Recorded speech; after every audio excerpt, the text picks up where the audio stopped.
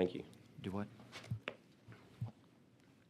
The Second Amendment to the United Hey, States Constitution. Mr. Hayes, hang on one second. Is there an objection to laying out the committee substitute? All righty, please proceed. Thank you. The Second Amendment to the United States Constitution and Article 1, Section 23 of the Texas Constitution protects the rights of Americans and Texans to keep and bear arms. However, both federal and state laws place certain restrictions on this right, particularly for individuals with felony convictions. Current Texas law imposes a blanket prohibition on firearm possession for all convicted felons, regardless of the nature of the offense. Under Section 4604A of the Penal Code, any person convicted of any felony offense is prohibited from possessing a firearm for 5 years after their release from confinement or supervision, whichever day is later. After this 5-year period, convicted felons may only possess firearms at their home premises. This restriction applies uniformly again to all felons without distinguishing between violent offenders who may oppose an ongoing threat to public safety and nonviolent offenders who committed crimes unrelated to violence or weapons. This blanket prohibition affects individuals convicted of nonviolent offenses such as certain drug possession charges, financial crimes, and other felonies that do not demonstrate a propensity for violence or indicate a risk of public safety.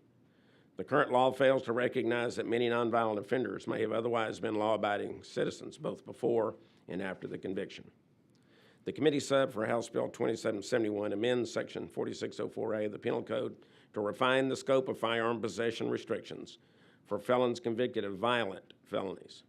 This bill has a specific list of serious crimes such as murder, kidnapping, and indecency with a child, but as a catch-all, continues the existing firearm prohibition on individuals convicted of a felony offense that has an element, the attempted use or threatened use of force, so violent felons gain no extra rights under this bill. By targeting the restrictions to violent offenders, Committee Sub House Bill 2771 ensures that those who have demonstrated a propensity for violence continue to face appropriate restrictions on firearm possession, while restoring Second Amendment rights to Texans who committed nonviolent felonies and pose no demonstrated threat to public safety. Thank you, Mr. Chairman. Yield for any questions. Members, any questions? Chairman Canales. Representative Hayes, I appreciate what you're trying to do here, but your bill would ostensibly let somebody with cartel quantities of drugs, which is not considered a nonviolent felony, to be able to carry a firearm after they were off of their probation or off parole. Those people ostensibly are dealing with the worst of the worst in our communities. For instance, somebody with a kilo of methamphetamines would then subsequently be able to carry a firearm. What do you have? Do you have an opinion on that? Well, I may have a difference of opinion there, Representative Canales, but I know that that is an area that you're pretty up on, so I will take seriously with what you have related. But if you look at the list of criminal provisions that are limited or that are provided right now under that particular section of the property code, I'll give you an example. I don't believe I'm seeing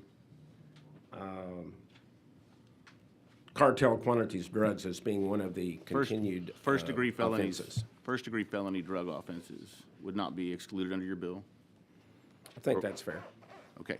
So, and I'll give you an example. There's a defendant charged in federal custody. He's not entitled to a bond. There's a presumption that he's not entitled to a bond by the amount of drugs he was carrying. For instance, if you've got 5 kilos or more, I believe, it's presumed because of the quantity of drugs that you're a danger to the community.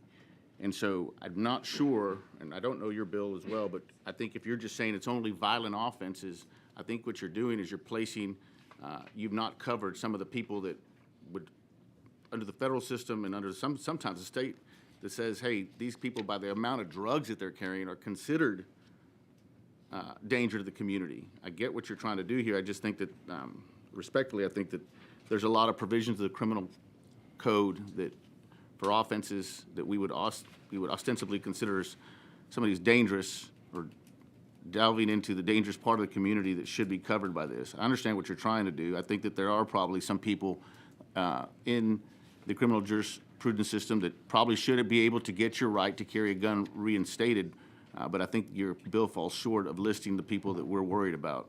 That's my personal opinion. I'll look at that, Representative, but if I look at that section of the penal code, it lists 17 currently covered offenses.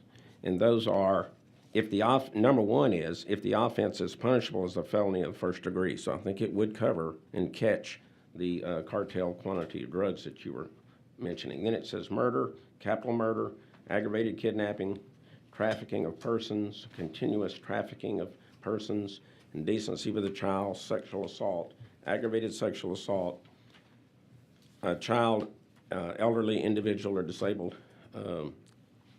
individual injury,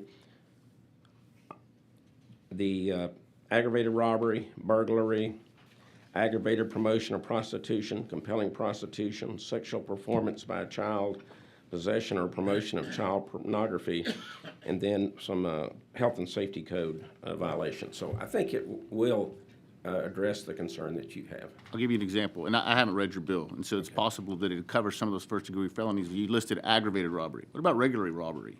You know, should we? And so my intention is not to tell you to rewrite the bill, is that I guarantee you that we've got portions of people that we should not be giving their guns back to, and I'd be happy to work with you on it. Yeah, I think you're correct. It does say aggravated robbery, so that bridge was crossed in previous sessions, I would guess, on we're going to allow some robberies but not aggravated robberies. So I'm not defending that. I was just working with the list that we had. Like I said, as somebody who's practiced criminal defense law for 20 years, I guarantee, and I've had to write bills similar to yours for expunction and had to list specific offenses. I would just venture to guess that we haven't covered or discussed many offenses which we probably don't want to be giving people their guns back because of the nature of who they are. And I would be happy to work with you on that. Be happy to. Representative Isaac. Thank you, Mr. Chairman.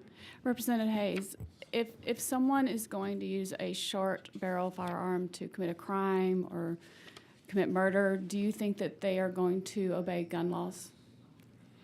If somebody's going to commit a murder, they're not too worried about the gun laws. Thank you. Any other questions? All righty, we'll reserve your right to close.